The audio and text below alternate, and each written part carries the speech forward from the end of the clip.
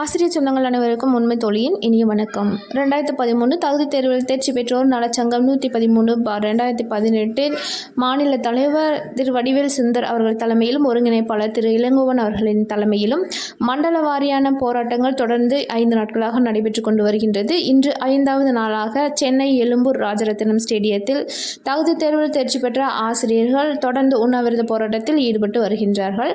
அதனுடைய காட்சியை நேரடியாக இப்பொழுது நீங்கள் பார்க்கலாம். ஆசிரியர் சொந்தங்களே, 5 மண்டலங்களிலும், அதாவது மதுரை, திருச்சி, ஈரோடு, திருவாரூர், சென்னை ஆகிய 5 மண்டலங்களாக பிரித்து 5 மண்டலங்களிலும் தொடர்ந்து தகுதித் தேர்வில் தேர்ச்சி பெற்ற ஆசிரியர்கள் வடிவேல் சுந்தர், திரு இளங்கோவன் அவர்களுடைய தலைமையில் தொடர்ந்து போராட்டங்களை நடத்தி கொண்டிருக்கின்றார்கள்.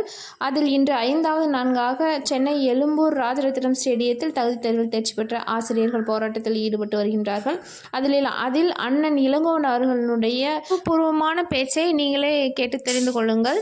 தகுதித் தேர்வில் தேர்ச்சி பெற்ற ஆசிரியர்களுக்கு விடியல் கிடைக்குமா என்பதுதான் இவர்களின் வேலையை செய்யக்கூடியது நம்ம தடுக்கல, அரசாங்கம் தடுக்கல, அந்த அம்மா தான் தடுக்குது.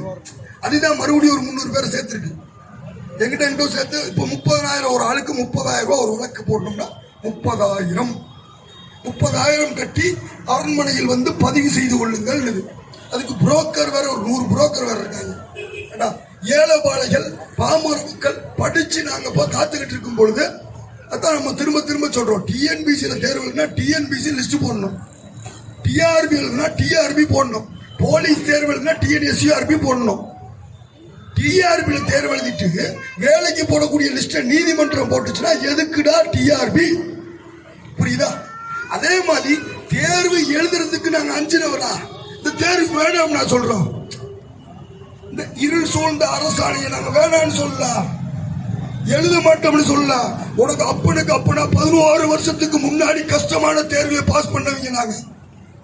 ஆனா அதுக்கப்புறம் வச்சிருக்க எந்த தேர்வையாவது ஒழுக்கமா வச்சிருக்கியா? ஒரு தேர்வு ஒழுக்கமா வச்சிருக்காங்களா?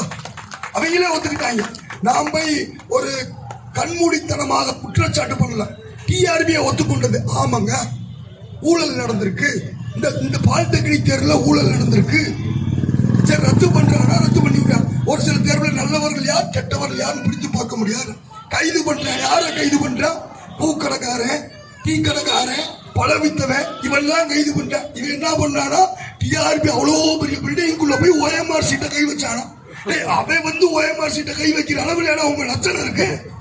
அப்ப இந்த டிஆர்பி தான் முறைகேடுகளுக்கே தாயகம். ஒரு தேர்வை கூட ஒழுக்கமாக வைக்க தெரியாத ஒரு அமைப்பு. அப்ப அந்த அமைப்பு கிட்ட போய் ஒரு தேர்வு எழுதினா நாங்க எந்த நம்பிக்கையில தேர்வு எழுதுவோம்? எதையாவது ஒன்னையாவது செஞ்சிருக்கியா? OMR சாட்டு கொடுக்கல. கேள்வி கொஸ்டின்ல தப்பு, அவ்வளவு தப்பு. இது யாரை வாழ வைக்கக்கூடியது?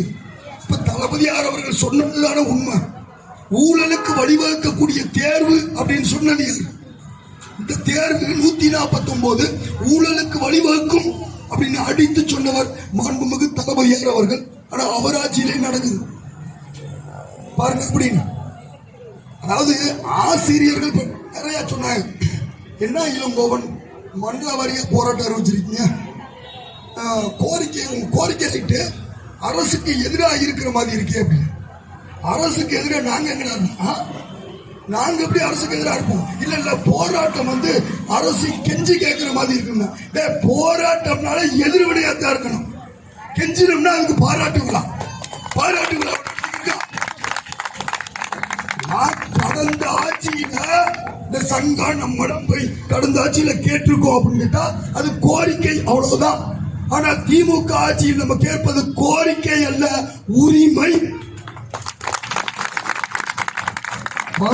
பரம்பரையா பருதிக்கு வாக்களித்து பரிதவிச்சு நிக்கிற இந்த வெற்றி எப்படி பெற்ற?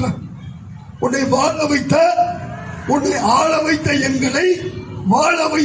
அதுதான் அது. சொல்றது எப்படி வேணாலும் விதமா சொல்லுவோம், சொல்ற விதம் எப்படி வேணாலும் இருக்கும். ஆனா கேட்கறது என்ன கேட்கிறோம்? நீ சொன்னதான் கேட்கிறோம். சொல்லாத செய்தவர்கள் அதான் சொன்னோம். போய் திருவாரூர்ல நேற்று போராட்டம் பண்ணும் பொழுது, எப்ப நீ காமராஜர் ஆட்சியில நடத்தி கிழிக்க மாட்டார், எனக்கு கலைஞர் ஆட்சி நடத்துன்னு சொல்றேன். கலைஞர் ஆட்சி நடத்து. இது எப்படி திமுக எதிராக? கலைஞர் ஆட்சி நடத்துன்னு சொல்றோம். கலைஞர் மன்னராட்சி நடத்து, இல்லையே உனக்கு வாக்களித்த குற்றத்திற்காக எங்களை நாடு கடத்து, எங்களை வெளியேற்றி விட பத்தி ஒத்துக்கிறோம் அப்படின்றதுதான் நம்மளுடையது. அப்ப இதை நோக்கி போகும்பொழுது நீதிமன்றத்தின் சார்பாகவும் ஒரு இது போயிட்டு இருக்கு. அப்ப எந்த வழியில கொடுத்தாலும் சரி, ஒருவேளை நீதிமன்றம் போகணுமா 10,000 கொடு, 15,000 கொடு, 30,000 கொடுங்க. அப்ப நம்ம என்ன சொல்லியிருக்கோம், 4,000 பேர் இருக்கிறோம் அப்படின்னு வழக்கறிஞர் சொல்லியிருக்கிறாரு.